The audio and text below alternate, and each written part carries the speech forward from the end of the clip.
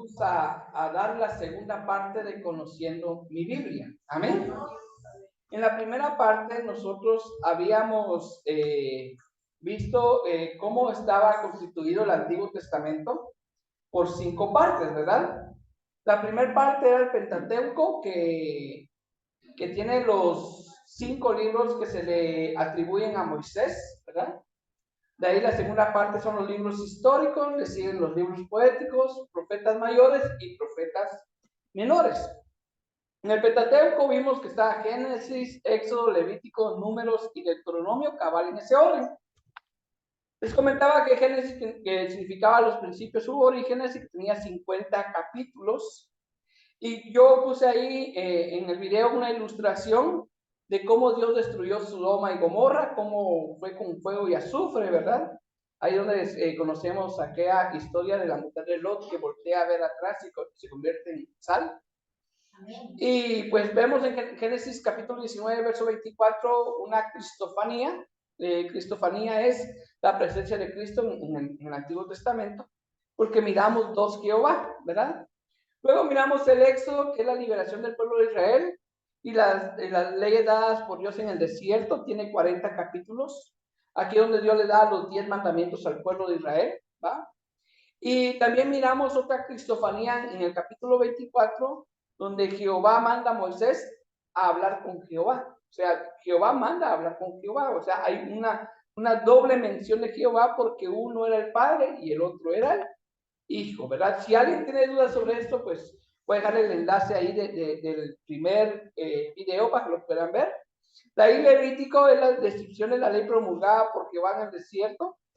Tiene varias ordenanzas para los levitas, ¿verdad? Ahí pueden ver ustedes en la ilustración el arca del pacto y un levita ahí cabal frente al propiciatorio del arca del pacto. Y miramos un consejo donde Dios dice: no te vengarás ni guardarás rencor a los hijos de tu pueblo. Y Jesús dijo: pues amad a vuestros enemigos, van, no amad solamente a nuestros amigos.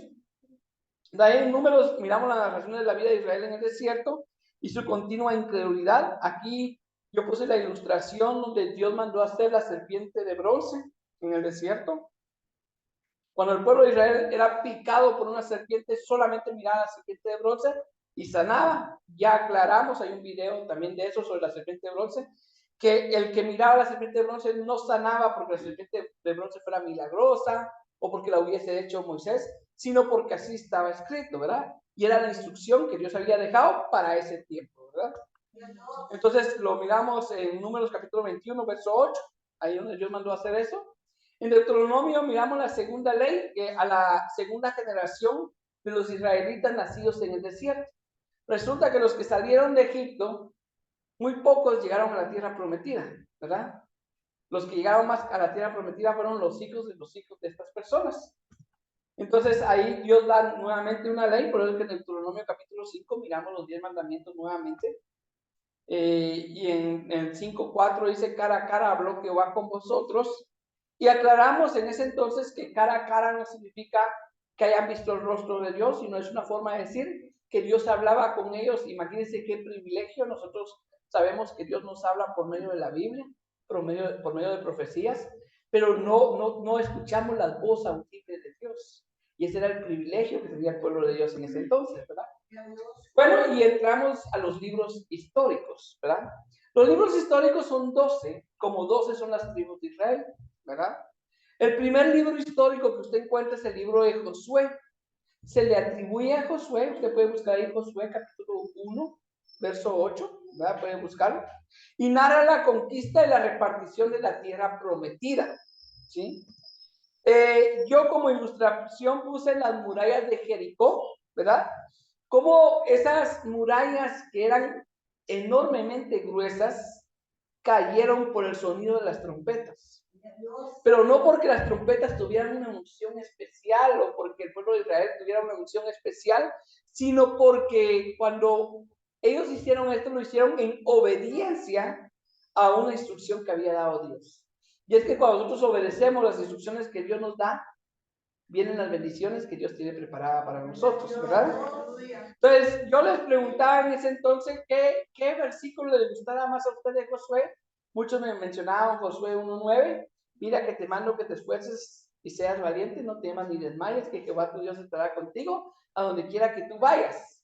Pero yo les mencionaba el 8, si se recuerdan, dice así el versículo 8, nunca se apartará de tu boca este libro de la ley, sino que de día y de noche meditarás en él, para que guardes y hagas conforme a lo que en él está escrito, porque entonces harás prosperar tu camino y todo te saldrá bien. Y de ahí sigue el 9, mira que te mando que te esfuerces, pero antes de eso está el 8. Y es que el 8 es la clave para que el 9 se cumpla, para que Dios vaya con nosotros a donde quiera que nosotros vayamos. Este es un claro énfasis que el cristiano verdadero, el que quiera agradar a Dios, no se tiene que dejar guiar por costumbres o por tradiciones, debe dejar guiar por lo que está escrito. Mire, se lo voy a leer otra vez. Nunca se apartará de tu boca este libro de la ley, sino que de día y de noche meditarás en él. ¿Para qué? Para que guardes y hagas conforme a lo que en él está escrito. Entonces, cuando a usted le digan, no, es que no hay que, es que uno se tiene que fundamentar en tradiciones, que en ciertas cosas, no, en lo que está escrito. ¿Para qué? Para que hagas prosperar tu camino y que todo te salga bien. Y que Dios esté contigo a donde quiera que usted vaya. Luego sigue el libro de Jueces, se le adjudica también al profeta Samuel, narra el ciclo de 14 jueces dirigiendo a Israel. Entre sus jueces tenemos a Débora, Sansón, Elí, ¿verdad? Yo les preguntaba en ese entonces si ustedes conocían algunos jueces, y algunos mencionaron a Débora, otros que sí sabían mencionaron a Sansón. Sansón fue un juez de Israel. Antes de que el pueblo de Israel tuviera rey, tuvo jueces, ¿sí? Porque el rey era Jehová de los ejércitos. Puede que ahí le dicen rey de reyes. Pero todo el pueblo después comenzó a pedir rey como las otras naciones. Entonces, ahí en la ilustración les coloqué a Sansón derribando las murallas de los filisteos. Y yo pregunté también en esa ocasión, si se recordarán, de dónde obtenía sus fuerzas Sansón. Y por ahí alguien me mencionaba, porque hemos leído historietas o hemos leído ahí algunas revistas cristianas, me mencionaban que del pelo, y realmente su poder no provenía del pelo. Cuando le cortaron el pelo, su poder se fue porque él entró en desobediencia, ¿verdad? Entonces, al entrar en desobediencia, pues el Espíritu Santo se alejó de él. Entonces, si usted lee en Jueces, capítulo 14, verso 6, dice, y el Espíritu de Jehová vino sobre Sansón. Escuche bien, y el Espíritu de Jehová vino sobre Sansón, quien despedazó al león como quien despedaza un cabrito, sin tener nada en su mano, y no declaró ni a su padre ni a su madre lo que había hecho. Imagínense, es el mismo Espíritu Santo que Dios tiene para usted y para mí. Por eso que la palabra de Dios dice allá en 2 Timoteo capítulo 1 verso 7, que Dios no nos ha dado espíritu de cobardía, sino de poder, de amor y dominio propio. Pero nosotros no, o sea, es ese poder del Espíritu Santo para despedazar a una persona, no. La Biblia dice que nuestra lucha ya no es contra carne ni sangre, sino contra potestades y huestes de maldad. Entonces, eso lo encuentra usted en Jueces capítulo 14, verso 6. La fuerza de Sansón provenía del Espíritu Santo, ¿sí? Luego viene el libro de Ruth, ¿va? Se le adjudica al profeta Samuel, historia sobre Ruth, Noemí y Boaz, y habla sobre la preservación de la genealogía de Jesús. Les contaba yo que Ruth era una moabita que se había casado con uno de los hijos de Noemí, ¿va? Y por eso que mucha gente que es cristiana, a sus hijas les ponen Ruth Noemí, porque esos dos es nuera y ¿cómo se llama? Y suegra, ¿va? Le ponen Ruth Noemí. Ese es el nombre que muchos le ponen a veces a sus hijos basado en este libro. Entonces, cuando Noemí recibe a sus nueras, su esposo se muere. Y después de que su esposo se muere, se le mueren sus dos hijos. Entonces ella se queda con sus dos nueras, imagínense. Y ella las despide, le dice, bueno, se pueden regresar a su pueblo, quedan libres, pero Ruth no se quiso regresar. Ruth le dijo, exclusivamente está en Ruth capítulo 1, verso 16, respondiendo Ruth le dijo, no me ruegues que te deje y me aparte de ti, porque a donde quiera que tú fueres, iré yo. Y a donde quiera que vivieres, viviré. Tu pueblo será mi pueblo y tu Dios será mi Dios. Entonces yo le decía que esto no es solamente para resaltar el amor de una nuera a su suegra, no. Es porque Ruth entendió que el Dios que tenía su suegra era el verdadero Dios. Ella entendió que ya no tenía que regresar a las costumbres que tenía su pueblo, sino que tenía que seguir al Dios verdadero. Y que cuando uno sigue al Dios verdadero hay recompensa, porque ella perdió a su esposo, pero Dios tenía preparado a alguien más para él. Ella conoce a Booz, y de Booz, el hijo que tienen, de ahí viene la genealogía de Jesucristo. Entonces, es algo bien importante saber que aún de cuando nos falta un ser querido, Dios tiene un propósito. Siempre tiene un propósito y nunca nada está perdido. Simplemente tenemos que confiar en ese mismo Dios que confiaba Ruth, ¿verdad? Luego tenemos el libro Primera de Samuel. Se le adjudica a Samuel una parte y la otra parte, la mayor parte del libro, su autor es desconocido. Probablemente algún discípulo de Samuel describe la monarquía de Saúl y David, ¿verdad? Usted sabe que Samuel, cuando Samuel fue escogido como profeta por Dios, porque Dios lo comenzó a llamar. Samuel vino y él fue el que fue a ungir a Saúl. Luego Saúl cayó en desobediencia y por eso usted lee esto aquí atrás, ¿va? Ciertamente el obedecer es mejor que los sacrificios y el prestar atención que los holocaustos. ¿Por qué? Porque Saúl cayó en esa desobediencia, Dios lo mandó a matar todo. Y él perdonó la vida del rey y de varios ganados. Entonces, cuando viene Saúl y cae de desobediencia, Dios lo desecha como rey y prepara un nuevo rey. Y ese nuevo rey era el rey David.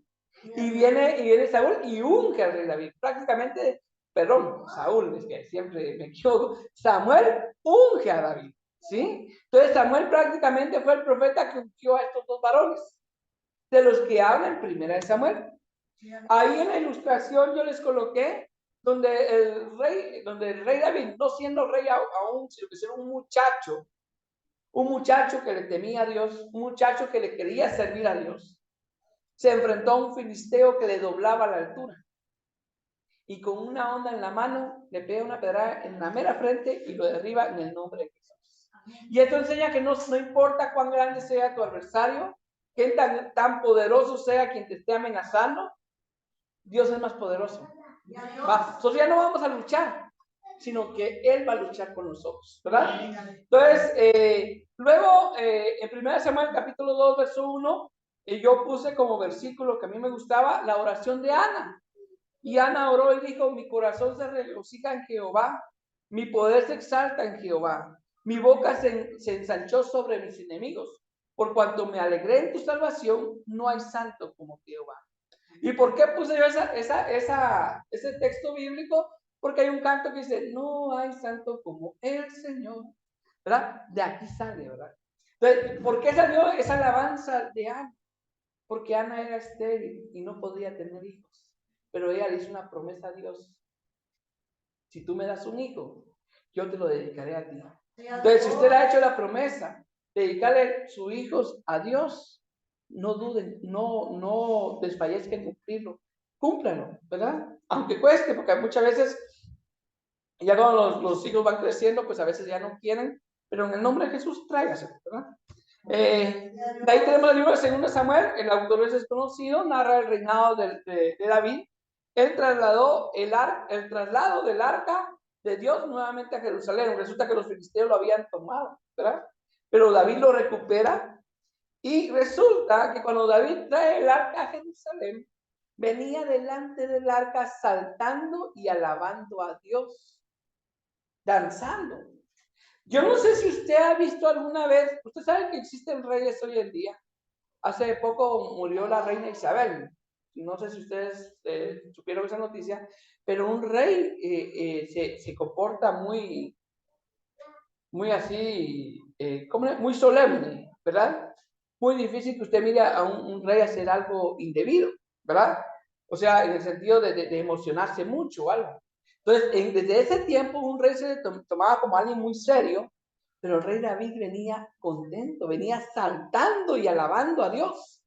Entonces, es increíble porque usted puede venir bien vestido, puede venir bien peinado y todo, pero si usted quiere saltar y alabar a Dios, hágalo en el nombre de Jesús. Aunque otros lo menosprecien, aunque otros lo juzguen, usted hágalo para la gloria de Dios. Entonces resulta que cuando el rey David venía saltando y alabando a Dios, su mujer, que fue una de las hijas de Saúl, se llamaba Milca, lo menospreció. Eso lo encuentra en 2 Samuel capítulo 6, verso 16, cuando dice: cuando el arca de Jehová llegó a la ciudad de David, aconteció que Milca había dicho, perdón, es Mical, hija de Saúl, miró desde una ventana y vio al rey David que saltaba y danzaba delante de Jehová, y lo menospreció en su corazón. Hay un texto que dice como cualquier, no me recuerdo cuál fue la palabra, algo así te has comportado. O sea, no te has comportado como un rey, te has comportado como un plebeyo, como cualquier persona. Entonces ahí es donde dice David: me haré más vil delante de Jehová, ¿verdad? Y por eso que hay un canto que dice eso, ¿verdad? Que nos debemos ser más vil delante de Jehová, ¿verdad? Nosotros tenemos que saber que Él es todo. A Él hay que darle toda la alabanza, toda la gloria y todo el honor, ¿verdad? Entonces, no caigamos en el error, hermano, de criticar a alguien que danza. Hoy muchas iglesias critican a otras iglesias donde hay danza. Y yo sí le digo algo, antes de hacer eso, no lo crea porque un pastor lo haga.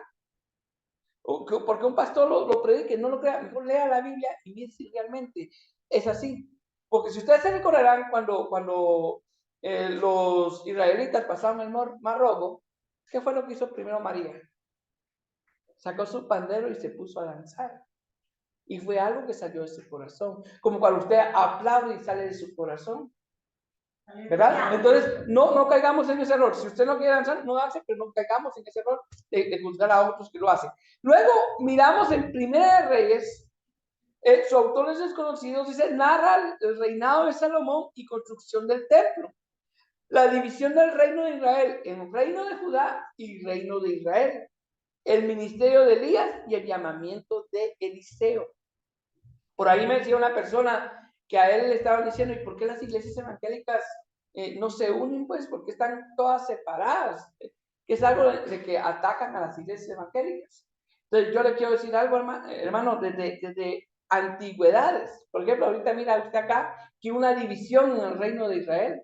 Se dividió en 2 reinos, el reino de Israel y el reino de Judá, porque el enemigo va a hacer eso siempre, va a tratar la manera de poner división en el pueblo de Dios, porque sabe que es la única manera en que el pueblo de Dios pierde fuerza. Y si usted lee 1 Corintios, va a encontrar que Pablo le dice: unos dicen que son de Cristo, otros dicen que son de Apolos, otros dicen que son de Pablo, otros dicen que son de Cefas. Desde el principio de la iglesia, la gente se comenzaba a dividir. Y unos siguieron a Pablo, otros siguieron a Pedro, otros siguieron a Apolos, y así. ¿Por qué? Porque el enemigo siempre va a tratar la manera que el pueblo de Dios trate la manera de no estar unido, porque la única manera en que puede perder fuerza el pueblo de Dios, ¿verdad?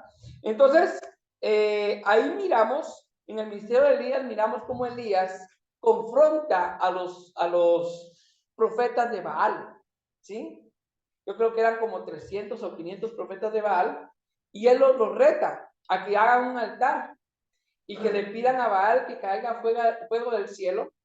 Yo creo que es la tercera vez que me confundo con esa palabra, fuego del cielo.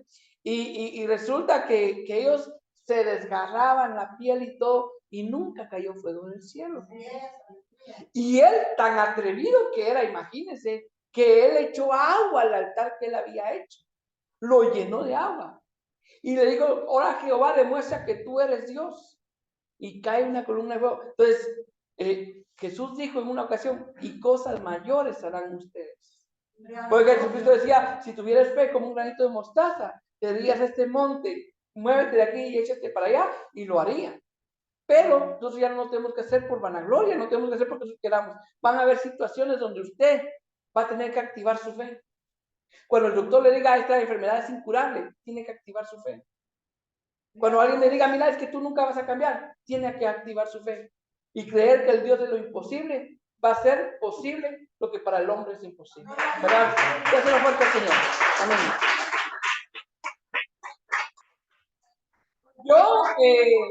Yo puse un texto muy hermoso, hermano. Un texto muy hermoso porque me ayuda a enseñar lo que el objetivo de esto no es solamente que usted conozca los libros, sino que mire que toda la Biblia se fundamenta en que usted como cristiano se fundamente en lo que está escrito en ella. ¿Sí? Entonces, este es el consejo de un padre a un hijo. El mejor consejo que le puede dar un papá a un hijo. El papá se llamaba David y el hijo se llamaba Salomón. Amén. Y le dice, guarda los preceptos. Está en 1 Reyes capítulo 2, verso 3. Le dice así, guarda los preceptos de Jehová tu Dios, andando en sus caminos y observando sus estatutos y mandamientos, sus decretos y sus testimonios, de la manera que está escrito. De la manera que está escrito. ¿Sí? En la ley de Moisés, para que prosperes en todo lo que hagas y en todo aquello que emprendas. La misma promesa. Si usted quiere prosperar en todo lo que va a hacer y todo lo que va a emprender, trate la manera de guardar los decretos y testimonios que están escritos en la palabra de Dios. Que no le vengan a usted a decir, es que no, el cristiano tiene que fundamentar en tradiciones. Perdónenme, si la tradición contradice lo que está escrito, esa tradición no proviene de Dios. ¿Verdad? Yo tengo que fundamentarme en lo que está escrito en la palabra de Dios. Eso es lo importante. ¿Verdad? De ahí encontramos el libro de Segunda Reyes. En el Tanaj judío se considera un solo libro con Primera Reyes. Su autor es desconocido. Para los judíos se considera un solo libro con Primera Reyes. Continúa la historia de los reinos divididos, narra el ministerio de Eliseo. Entonces aquí miramos, es increíble, pero muchos conocemos a Elías y sabemos que Elías fue un gran profeta. Pero no sabemos todos los milagros que hizo Eliseo. Eliseo hizo un montón de milagros. Él fue el que mandó a Natán, a Naamán, a meterse 7 veces al río Jordán.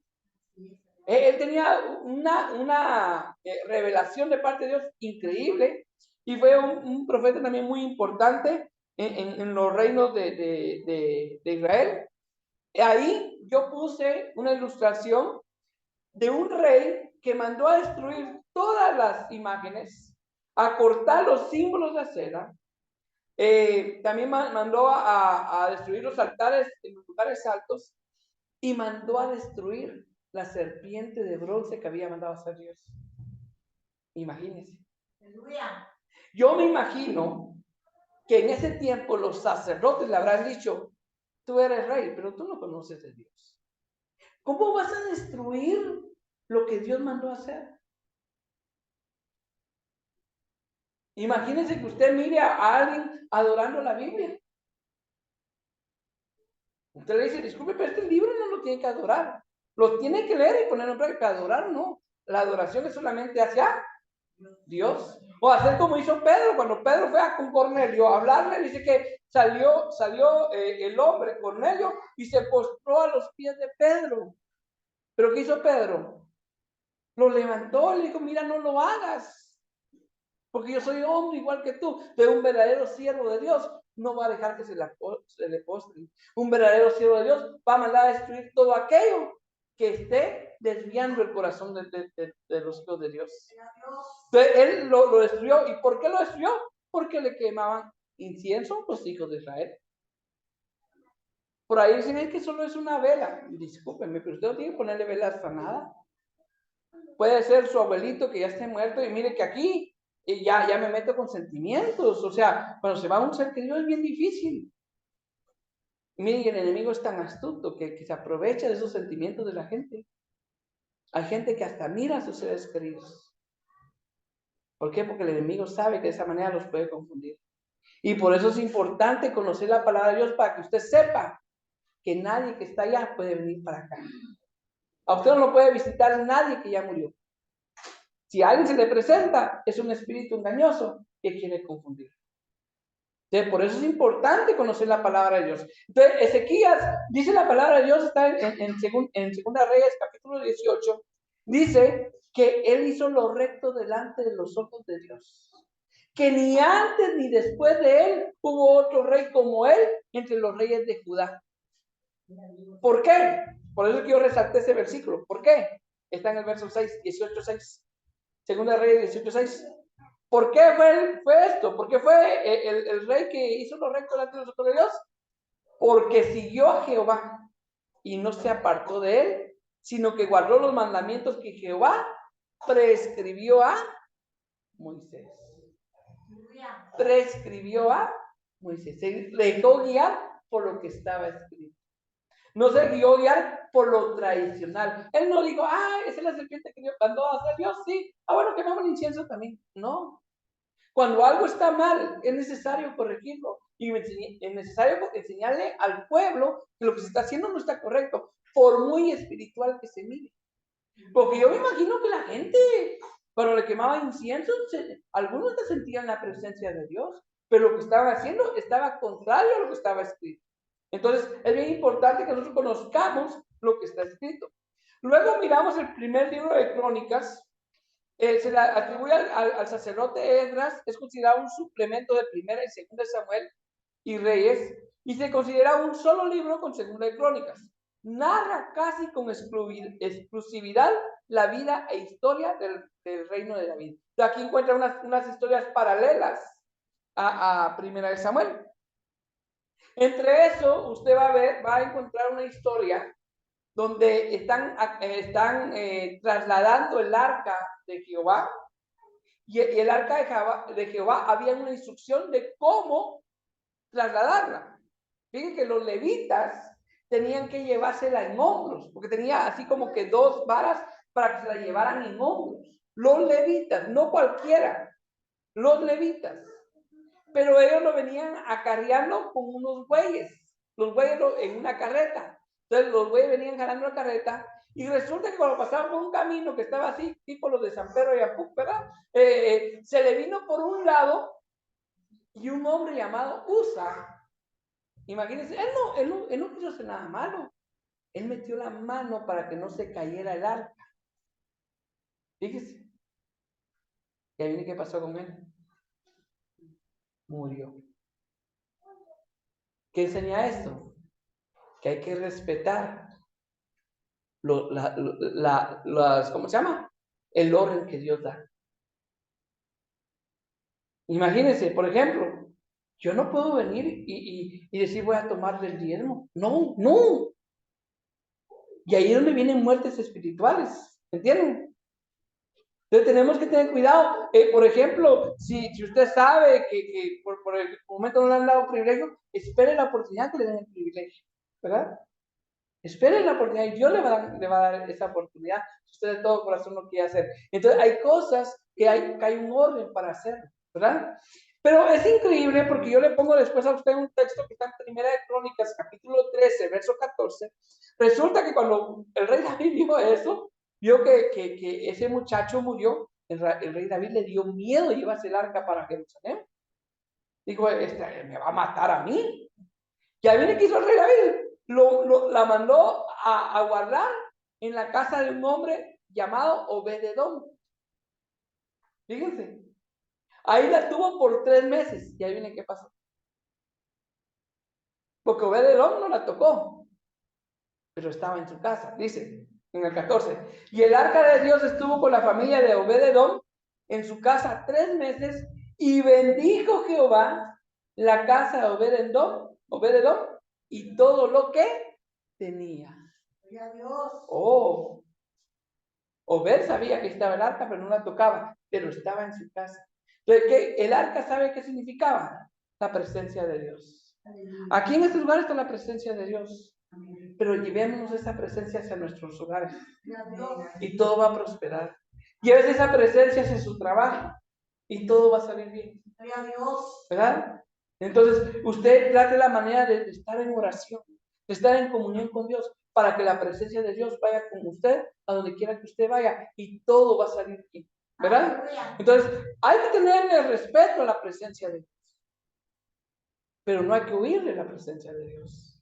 Hay que anhelar la presencia de Dios. La Biblia dice que su presencia hay plenitud de gozo, ¿verdad? Entonces es increíble porque para un hombre fue motivo de muerte y para el otro fue motivo de bendición, pero fue por el orden, ¿va? El hombre tal vez trató la manera de proteger el arca y lamentablemente él no tenía que hacer eso, sino que era un levita el que tenía que hacer eso, ¿verdad?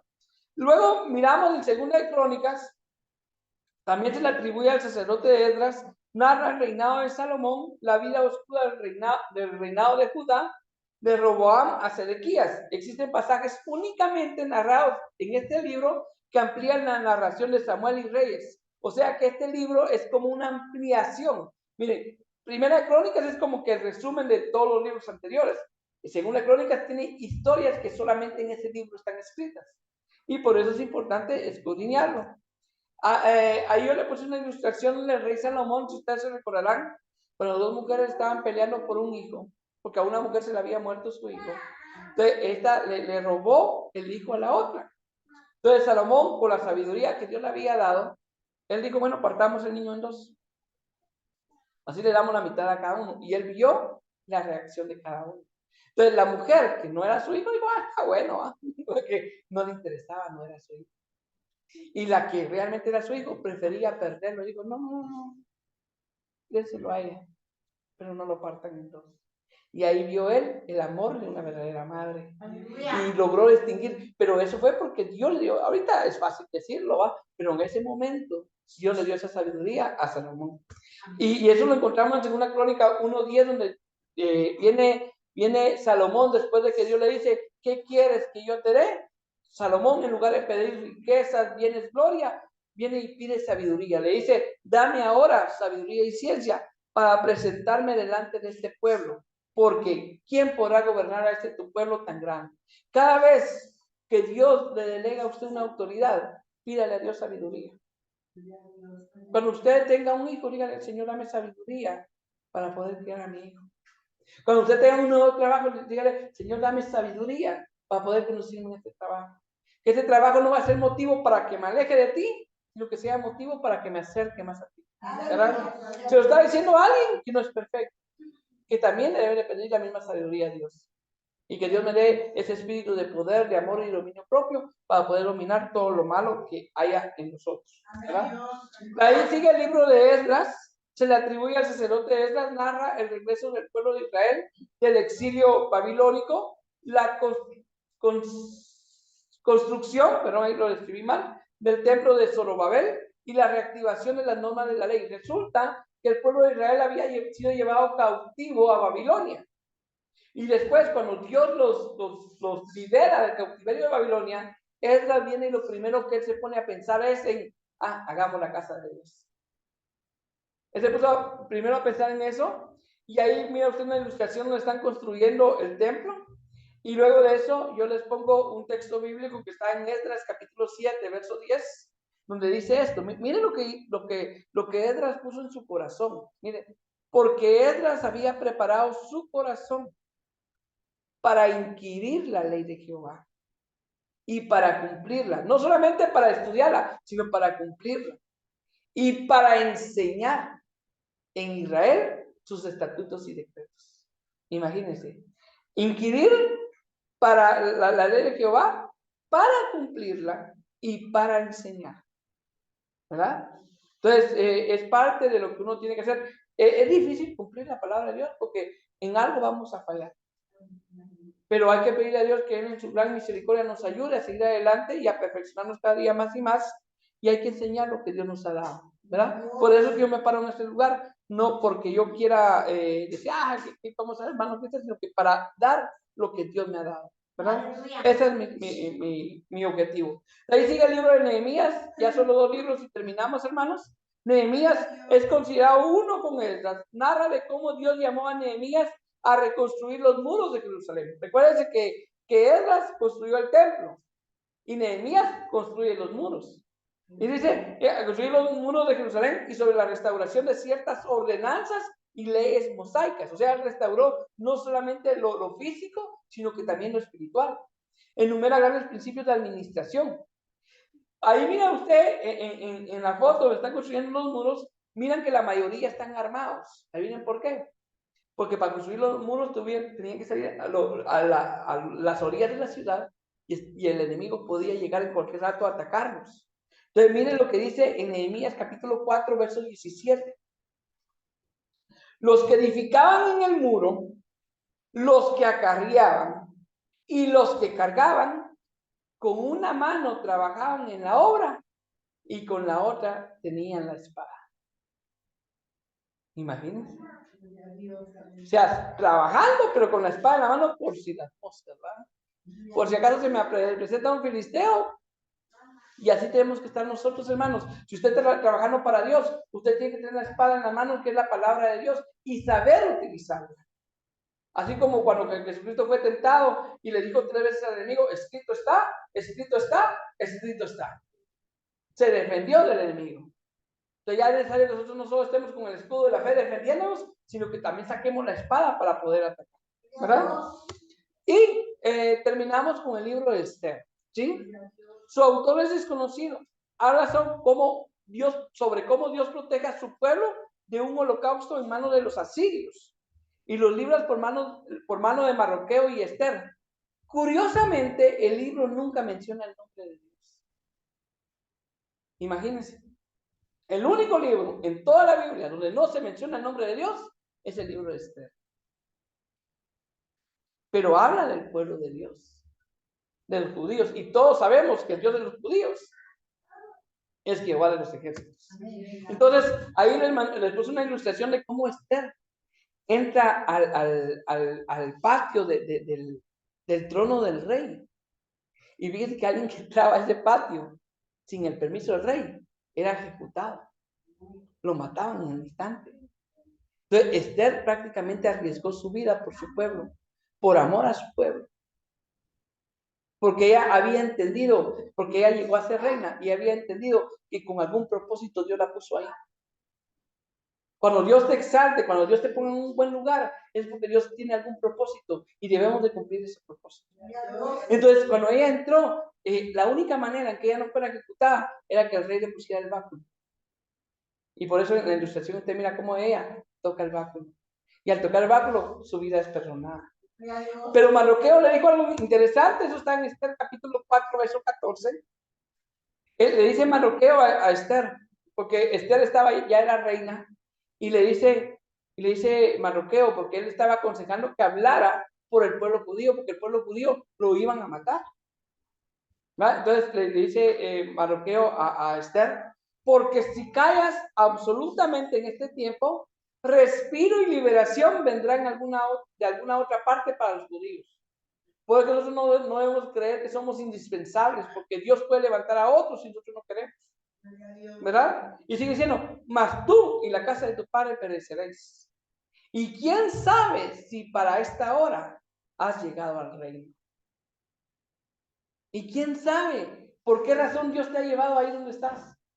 Es porque Dios tiene un propósito para la vida de cada uno, ¿verdad? Entonces, increíblemente, el libro no menciona el nombre de Dios, pero tiene una gran enseñanza. Como Esther intercede por el pueblo de Dios. Y tiene varias enseñanzas porque Esther, en una de esas situaciones donde intercede por el pueblo de Dios, le dice al pueblo, bueno, pónganse a ayunar. O sea, ustedes no van a ir conmigo, pero el ayuno me va a respaldar. ¿Me entienden? Entonces, es importante que nosotros sepamos que Dios nos tiene con un propósito en cada lugar. Bueno, y después de eso siguen los libros poéticos, que esa va a ser la tercera parte de esta enseñanza. Yo realmente espero, hermano, que como le digo yo, el objetivo principal es que usted vaya conociendo poco a poco su Biblia, cómo está constituida, pero también vayamos conociendo algunos versículos que dejan pequeñas enseñanzas que nos van a ayudar a seguir adelante cada día, ¿verdad? Entonces, si a usted le está gustando las enseñanzas, dele palma al Rey de Reyes y Señores, señores. Sí, de esta manera